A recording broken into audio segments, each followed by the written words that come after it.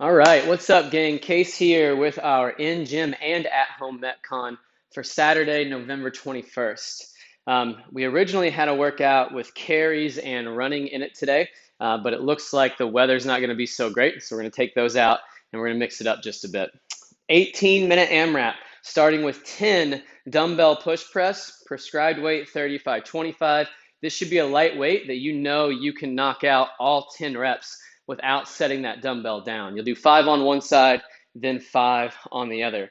Good power clean to get it up to the shoulder. Then from there, hip width on our stance. As we dip, weight stays back in our heels, knees go a little wider than toes. Also, that chest should stay straight up and down. It shouldn't dip at all. Other things to watch out for here, have this back head sitting on the shoulder. That way you're not having to hold all of the weight in the forearm.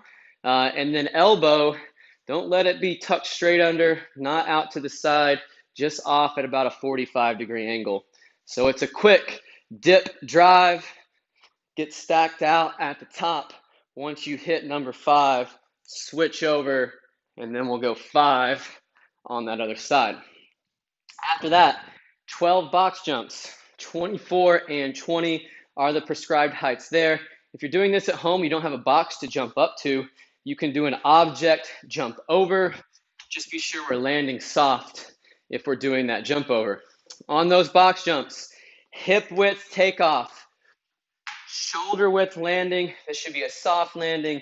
Your hips should land above your knees. So if you're landing with your butt down here really low, that means that box is too high for you to be doing a lot of reps to. So make sure you can land hips above the knees. Chest is tall when we land. We don't want that diving chest either. Stand all the way up at the top and then step down for me. Either alternate the leg that you're stepping down with every other rep, or alternate that leg every other round. That way you're not always stepping down with the same leg. On those, I wouldn't split those up. I would just set a steady breathing pace. So if that means taking a little bit longer to stand and catch that breath at the top before you step down, do that versus sprinting for 6, resting, sprinting for 6. 14, dumbbell hang snatch. Next, these are going to be alternating. You need to stand that first rep all the way up before you start. Then it's just a 2-3 inch dip. Chest is going to dip a little bit here, but knees and hips both bend. And remember, this is not a swing to the top. This is just like a barbell snatch. It's a jump and a shrug. Imagine you've got that wall about a foot in front of you, and you're not going to let this dumbbell hit that wall. So quick dip, jump, shrug, get under it, get locked out at the top. Then we can either bring it down to the shoulder and switch, or if you want, you can switch from the top. Just be safe on that catch. A little bit faster to go with that route, but also takes a bit more energy. Last tip on those, focus on your breathing. I know I came off of those box jumps with my breath rate already high, and when I first got into these, I think I was taking almost 2 breaths per rep. Then once I figured out I could just breathe in on the way down, reps got a lot smoother, took a little bit less effort, also was able to keep my heart rate down a bit more. Finishing with 16 lateral stepovers.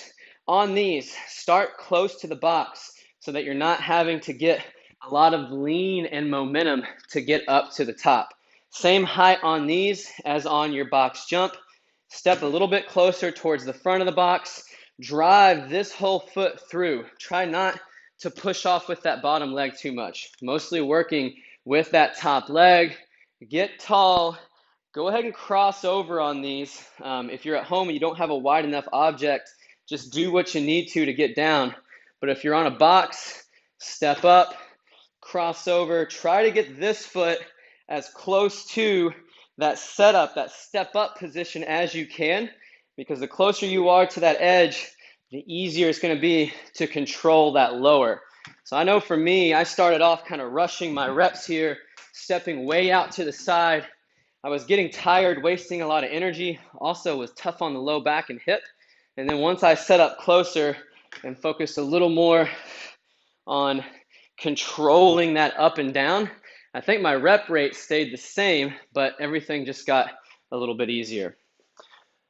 18 minutes, it's deload week, so I just want a constant, steady pace. I took probably 3 to 5 breaths in between each movement. That's how I helped manage my intensity today. Your score today is going to be rounds and reps. Good luck on this one, and we'll see you back on Monday to kick off our Thanksgiving week.